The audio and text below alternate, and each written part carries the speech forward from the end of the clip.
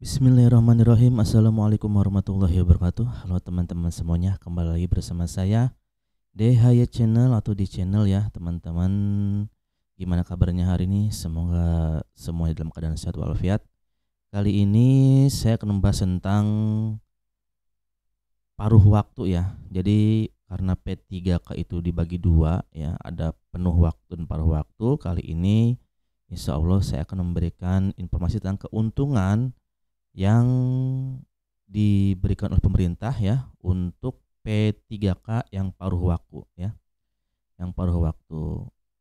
Oke teman-teman, sebelumnya saya ucapkan selamat kepada teman-teman P3K yang sudah dilantik tahun 2023. Kemarin kebetulan saya mendengar informasi di kota Cilegon sudah dilantik ya P3K Cilegon. Selamat buat teman-teman semuanya ya. Dan juga teman-teman yang belum mendapatkan NIP ya, atau memang teman-teman yang sedang berjuang di CPNS kali ini, P3K kali ini, semoga dilancarkan segala urusannya ya teman-teman ya. Karena memang dikatakan bahwa mungkin pada Juni awal itu akan dilaksanakan ujian CPNS ya. Itu sih jadwal dari Kemenpan RB-nya ya katanya ya. Oke, tanpa basa-basi kita langsung aja ya teman-teman. Sebelumnya teman-teman bisa klik like dulu, share, comment, and subscribe agar channel ini terus bermanfaat, berkembang buat teman-teman semuanya ya. Untuk memberikan informasi kesehatan, informasi tentang CPNS, P3K, tutorial STR, dan informasi kesehatan yang terbaru ya. Oke, langsung saja ya teman-teman. Pemerintah melalui Kemenpan RB memberikan dua skenario ya.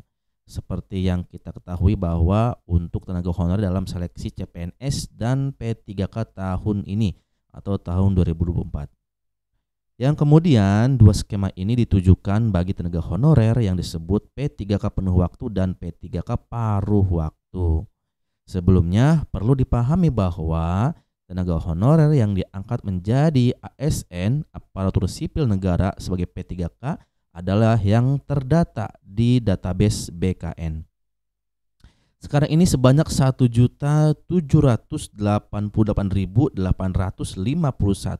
data tenaga non-ASN atau honorer sedang dilakukan proses verval atau verifikasi dan validasi oleh BKN ya, Badan Kepegawaian Negara ya. Terus pemerintah yang meyakinkan bahwa semua tenaga honorer yang masuk database BKN akan dituntaskan, diangkat jadi P3K insya Allah tahun ini ya teman-teman semuanya ya. Seperti yang tercantum dalam Undang-Undang ASN nomor 20 tahun 2023 bahwa penataan pegawai non-ASN atau honorer menjadi P3K diselesaikan hingga Desember tahun ini atau tahun 2024. Jadi semua tenaga non honorer ya, maksudnya non ASN honorer itu akan diangkat menjadi ASN ya, P3K paruh waktu ataupun P3K penuh waktu. Sehingga dalam pelaksanaan seleksi CPNS dan P3K 2024 bagi tenaga honorer itu hanyalah formalitas saja. Seperti yang saya jelaskan di video sebelumnya bahwa memang hanya formalitas saja teman-temannya untuk tes ini. Tapi tetap teman-teman calon ASN harus tetap mengikuti ujian ini ya, ujian CPNS ataupun P3K ya. Namun pernyataan dari pemerintah tersebut harus dicermati oleh tenaga honorer yang berkesempatan mengikuti tes seleksi CPNS dan P3K 2024. Meskipun hanya sebatas formalitas, nantinya hasil akhir juga menentukan status tenaga honorer tersebut. Maksudnya statusnya apakah P3K atau P3K CPNS, P3K honorer, P3K paruh waktu ataupun penuh waktu ya. Ada dua kemungkinan atau dua skenario yang disiapkan pemerintah bagi tenaga non-ASN, yaitu menjadi P3K penuh waktu ya dan P3K paruh waktu.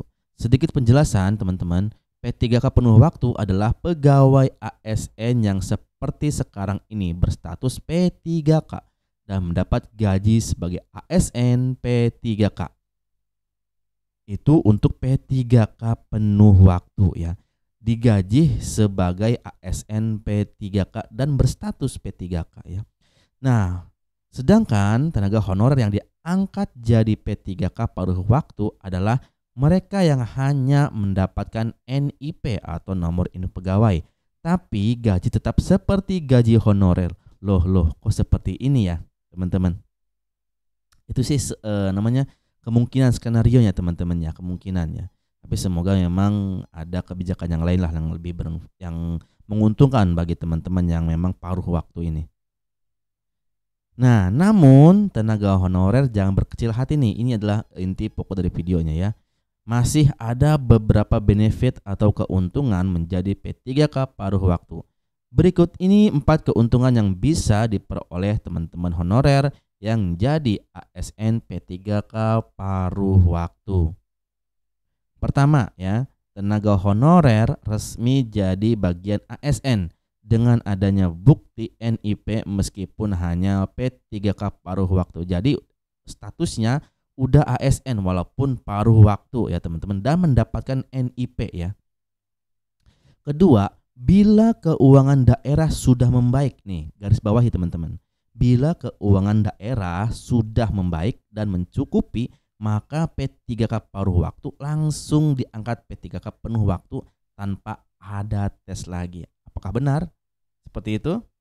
Ya, semoga saja teman-teman ya. Tapi kapan keuangan daerah itu membaik ya? Kita juga tidak tahu.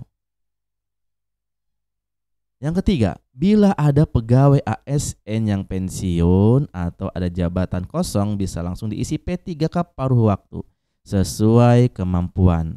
Tentunya sesuai dengan jabatan juga yang teman-teman lamar ya. Sehingga secara otomatis P3K paruh waktu menjadi P3K penuh waktu dan mendapatkan gaji sebagai mestinya. Maksudnya sebagai mestinya ini sebagai ASN P3K penuh waktu ya teman-teman ya. Bila ada yang pensiun atau jabatan yang kosong akan diangkat menjadi penuh waktu. Yang keempat, P3K paruh waktu dipastikan akan menjadi P3K penuh waktu. Tentunya harus melalui proses ya teman-teman. Jadi keuntungannya dari 1, 2, 3, 4 itu adalah masih, kalau menurut saya pribadi sih masih rancu ya teman-teman ya. Kenapa? Karena memang itu harus ada proses dan butuh waktu yang tidak sedikit, yang tidak sebentar, pasti bakal lama. Apalagi untuk membahas ya keuangan daerah yang membaik itu ya, kita semoga saja kita berdoa bagi teman-teman yang memang lulus sebagai P3K untuk paruh waktu, semoga cepat berikan kabar baik untuk menjadi diangkat menjadi penuh waktu. Oke teman-teman, mungkin cukup sekian informasi dari saya tentang keuntungan menjadi ASN paruh waktu. Semoga informasi ini bermanfaat. Jangan lupa klik like, share, comment, and subscribe di Hyeners. Salam sehat, terima kasih. Assalamualaikum warahmatullahi wabarakatuh.